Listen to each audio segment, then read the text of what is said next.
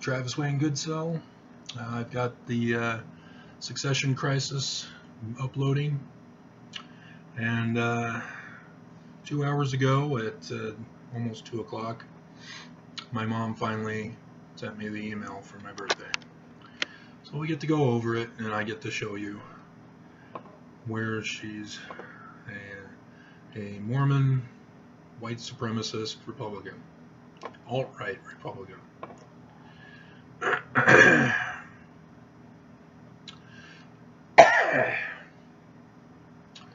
Alright, so she still uses my dad's account, even though it's WG or WJ in the email.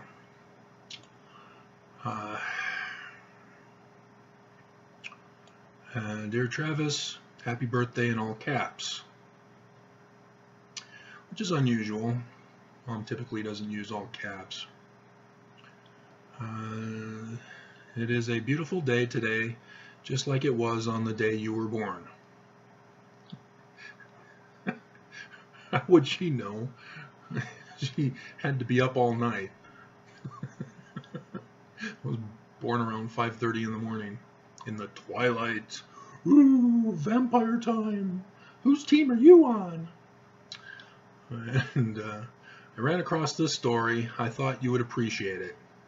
So instead of talking about my life and my birthday, she's doing a story that she came across that she wants to share. Sort of like a Jesus parable. So there's going to be hidden messages in this. First in the hearts of his countrymen. So already I have suspicions about what this is going to be about. And already I can see it's a condemnation. But let's find out what it is first before I make a final judgment. According to popular legend, an officer in the Revolutionary War once directed his men to fell some trees and construct a much-needed bridge.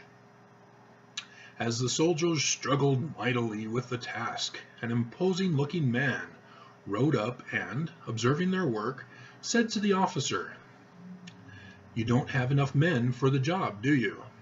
"No," the officer replied, "we need some help." The man, looking down from his saddle, asked, "Why don't you help your men?" "Me?" the officer responded in a huff. "Why, I'm a corporal." The man got down from his horse and worked with the soldiers until the bridge was completed.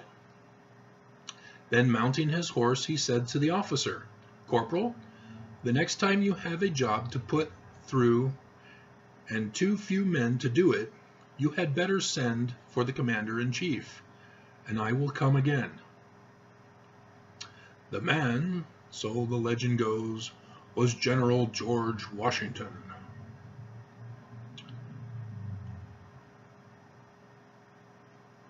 Oh, okay. He was the guy on the horse. So the corporal wouldn't do it because he was a corporal.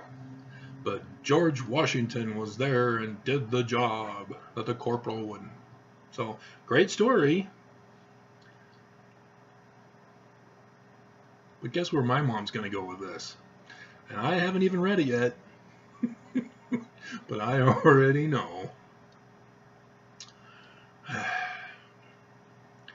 This remarkable leader, you mean George Washington, left a singular imprint on our nation.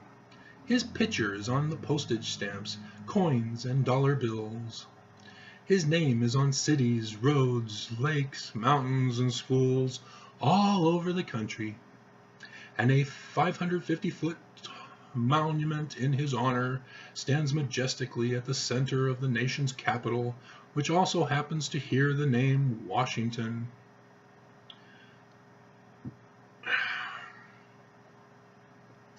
But more important than all of this is the imprint he left on the lives of the people who knew him.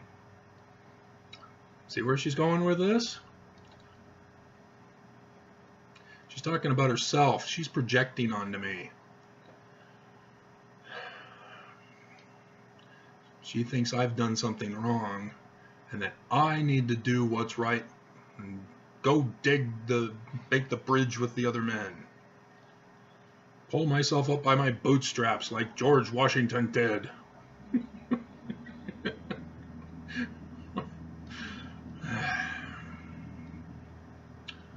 Okay. And indirectly on every American ever since. He was deeply respected for his unique combination of ability and humility. Humility, she throws that in. And in turn, he showed deep respect for others. Now she's saying, I have no respect. See? She's victimizing her own son over what she played a major part in doing to me. This is Mormon evil at its best.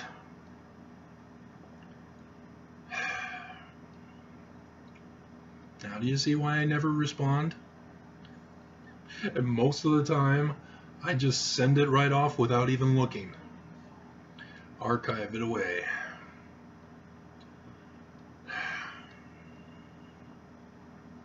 The idea that General Washington, let's see, wait a minute. Especially those who stood by his side and fought for freedom in perilous conditions. The idea that General Washington would stop to help men build a bridge is perfectly believable. Because that's the kind of person he was. The poetic words written for his eulogy in 1799 are just as true today as they were then. He was first in war, first in peace, and first in the hearts of his countrymen. Hope you're having a good day. Love, Mom. Do you see what she does? Do you see how evil this is?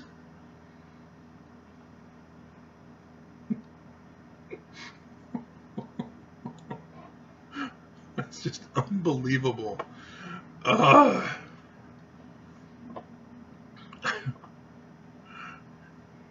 She was the one, I won't go into the past, that had, this is my kids.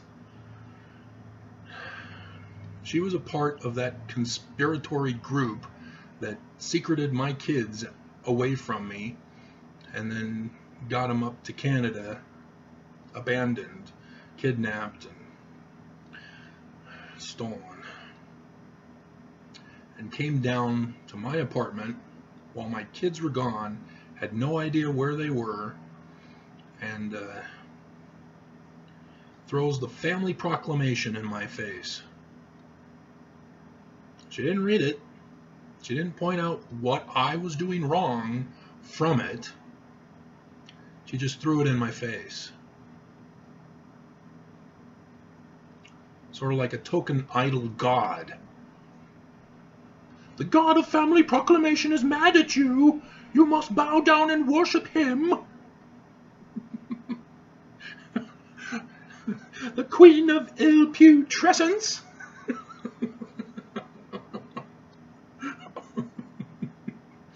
Oh, man. Google is saying there's a problem. I better not mess up my... there's gonna... Oh, man. I gotta exit out, because this is... I don't want them messing up my upload. Google. Alright. So...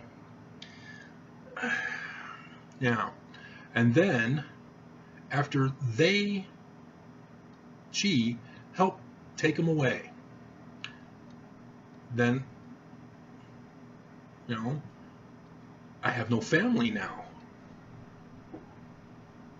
And I tried to get away, move downtown in the poorest of squalor there is in Utah that I could find. just so I can get away. And because I only was working on minimum wage job at the distribution center, and you know, that whole human trafficking videos that I'd done, the church was trafficking me, and as all businesses do in this nation, but it's only trafficking if it's young, hot-looking girls under the age of adulthood who are kidnapped from who can be saved by a bishop who wants to handle them as pimps. Anyway, and so, yeah, she got a divorce up in Canada, which means she had to pay for a lawyer. With what money? She didn't get a job. The church was taking care of her. The church paid for a lawyer, as well as a home, food, clothing,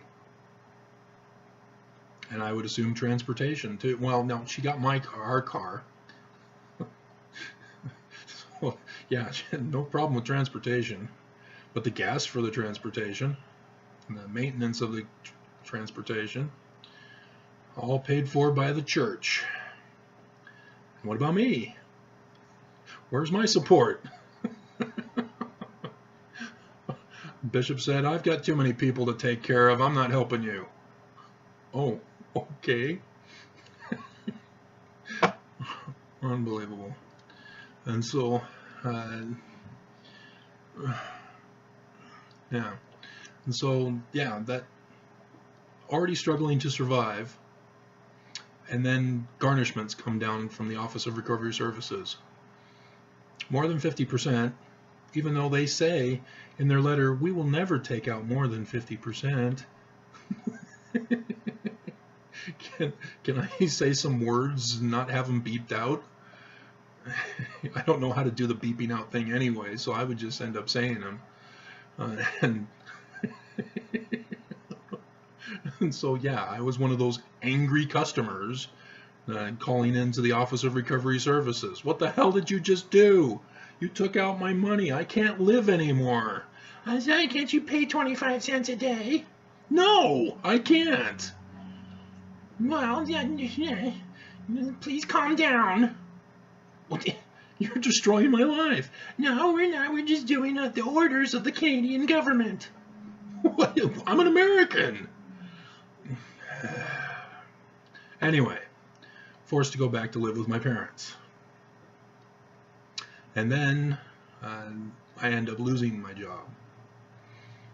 Because Dick, the supervisor I had, his name was Dick. Technically Richard, but he went by Dick, so I called him Dick. He, after 9/11, didn't want to pay me, didn't want to give me a raise, because that was the church's pressure upon every worker of the church.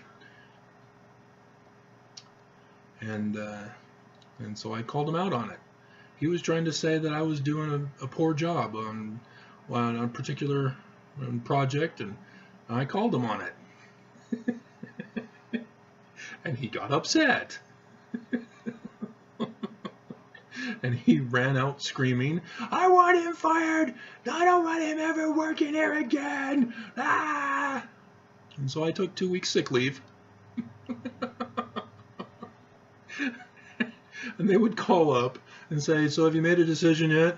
Nope. At the end of the 2 weeks, oh, yeah, no, I'm not going back to work. Bye.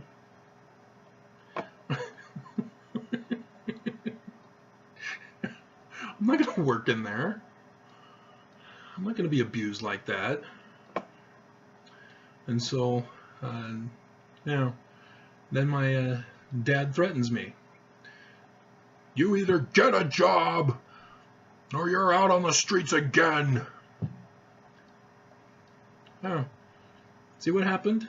They took my kids away, which set in motion my condition.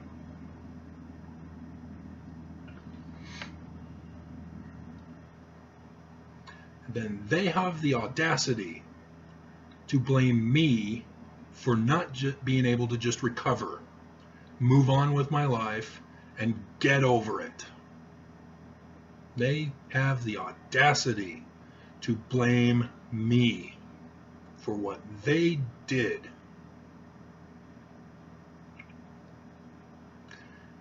And so, as time went on, and I'm still not able to get out of their home, I get told, yeah, we're planning on moving one day, and we're not taking you with us.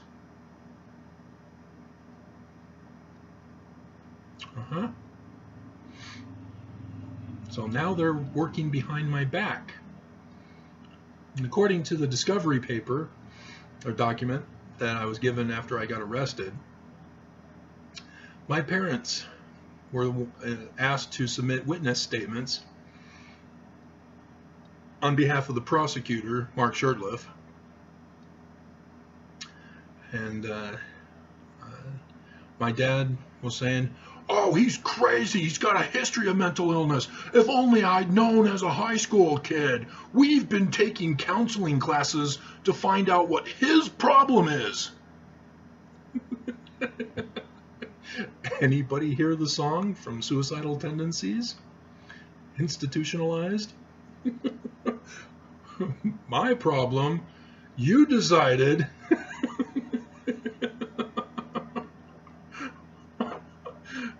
It's like they don't listen to that song. There's no way they've ever heard it. But yeah, the singer from Suicidal Tendencies, he knows all about that kind of treatment from parents.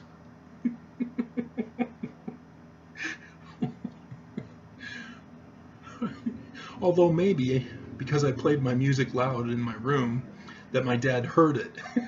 And so it was in the back of his mind. So that when the opportunity arose, you know, all I wanted was a Pepsi.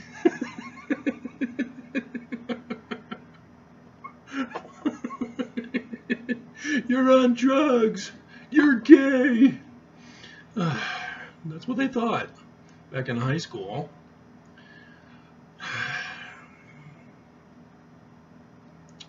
Yeah. My dad comes in with Farrah Fawcett. I wasn't too excited about her. You know, I'm more of the Olivia Newton-John. I've been listening to her song for the last couple of days now, Have You Ever Been Mellow? And that's more my type, although she needs to be read.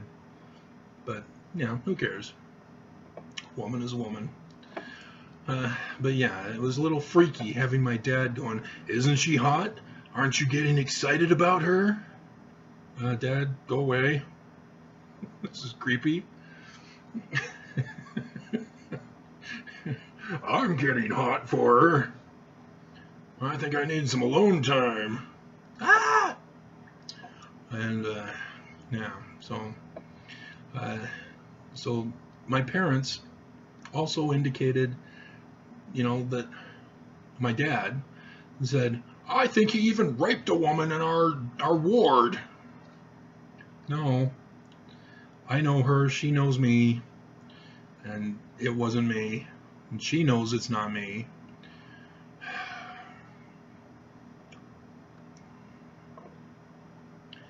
Anyway, and then my mom's side, she was saying, oh, he's depressed. We went to counseling to find out about his condition. What condition? I've never been diagnosed. I don't have a history.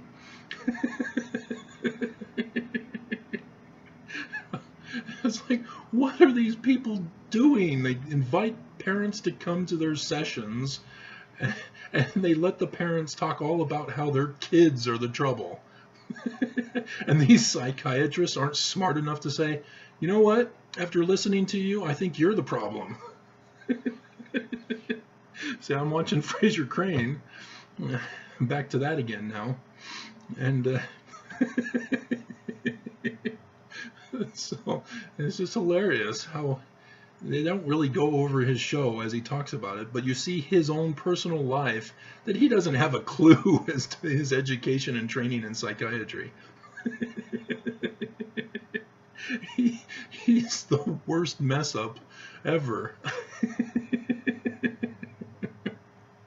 And so, yeah, my parents are saying, "Oh yeah, we went to counseling," and his wife said that he had gone to counseling. No, no, we didn't, because she tried using that reverse psychology thing.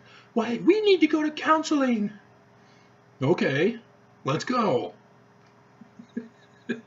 Well, it's too late now. Uh-huh. Right. You had your chance. You're the mean, awful person. Uh-huh. And who's yelling mean, awful things? And so, yeah, in my mom's letter, or witness statement, she was saying, he's been depressed ever since the divorce. The divorce? You're not going to find it in Utah archives.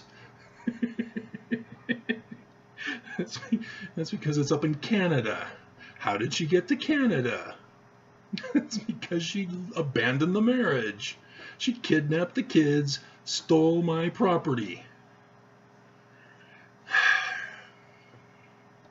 It's like people purposely leave out information in order to justify their belief system. That's exactly what my mom does. She is in constant denial of her role in what she caused to me. And so when I hear people comment about how, you know, I've got a belly now, and they make names and all that about me, that you guys don't get it. You have no clue. This was caused by others, incarcerated in a bedroom cell for 6 years. My exercise routine gone. And then they put drugs in my system, causing weight gain. We all know it. Those who are on drugs for an extended period of time gain weight. That's purposely designed. And yeah. But the doctor, oh, you're fat. We're going to have to cut back your food portions. And the other workers, oh, you're fat. You need to walk the halls every morning.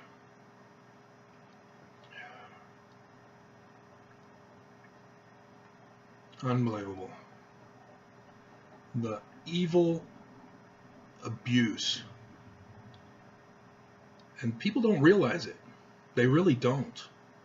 The true evil ones do. But the majority don't. They don't see it. They comment like my mom, talking about me as the colonel. She doesn't say it. She doesn't have to. She's saying that I need to be like George Washington, who got off his high horse and went and helped the workers build a bridge. Manual labor. If you didn't catch that part also. See, because my mom thinks I'm just lazy, a bum, no good, and milking the system. That's what she thinks. She said it in other letters. So when she pulls this kind of stunt with metaphoric speech, I know exactly what she's referring to.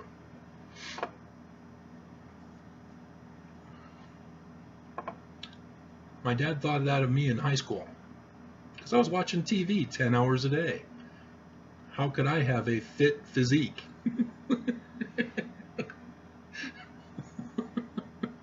He wasn't around for all the sports that I played and the weight training class that I had taken. And so when he comes around the corner and I go into the kitchen as he's coming from the dining room, he then smacks me in the stomach, thinking that, you know, I've got a soft belly because I don't do any work. You know, not farm work like he did as a teenager.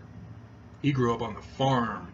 He was the first of his family to go to college, university technically. The University of Utah and then University of Berkeley. Whereas the family was farmers. Were farmers. And so, you know, he comes from a tough family. Farmers get their hands dirty like a mechanic, because they had to be mechanics too in order to work the tractors. And me, nope, I'm suburban boy. I'm the first generation suburban boy, who are privileged, who are lazy and entitled, who watch TV all the time rather than read a book. Can't learn anything from TV. You can only learn from a book. You know, and yet I still beat him in debate. And I never took debate. He did. And so, yeah, he hits my stomach, and then his eyes, abs of steel. Because as part of my the weight class, the extracurricular course, Mason was also in there, and he wanted to do like what Rocky did in Rocky IV with the Russian, where he does those no back sit-ups from the raft going back. There's no way I could go all the way back like that, and there was no way to do it in the classroom. There was nothing high enough for us to do that with, and so we just did it off of a weight bench, and so I'd go back flat. He'd then take a weight, bash it on my abs, and then I'd go up, and then back, bash, up, back, bash. That's how we did it. Similar to hitting slabs of meat. Well, I was the meat. And he used the weights to do that. And so, yeah, by the end of the semester, abs of steel. And my dad found out, and yeah, that wasn't what he was expecting. He was expecting me to go, oh. And so, yeah, that was a great moment in a child's history when his dad is in fear for his son's, or in fear of his life because of trying to beat up his son. So, you know, but yeah, that's how evil my parents are, guys. And they're Mormon, and they're alt-right Republican, and they're white supremacist. And they're just too dumb to see it. You know, if they were to listen to this video, I think they would be upset that they'd shut me out so that they wouldn't listen to what I'm saying. They'd just be crying and, oh, our son doesn't love us after all we did for him. He owes us. He needs to respect us. He's supposed to obey us. He's supposed to honor us. As that's the 10 Commandments. He's violating those. Yeah, you don't honor somebody who doesn't deserve honoring. Excuse me. That's not what the commandments are about. So, alright. We got 7 minutes still until the video uploads, and then who knows how long for the processing, which will be quicker, but it'll take some time. So,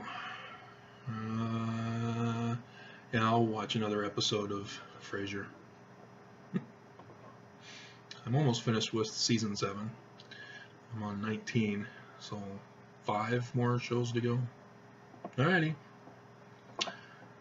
And so, yeah, you guys have no clue as to why Mormonism is the evilest of evil. I do. I was born and raised into it. I grew up with it. I have been victimized my whole life. And it's a culture of corruption. It's a culture of hatred. It's a culture of ignorance. And racism, sexism, bigotry, xenophobia, all that stuff. So, get out, Mormons. Get out.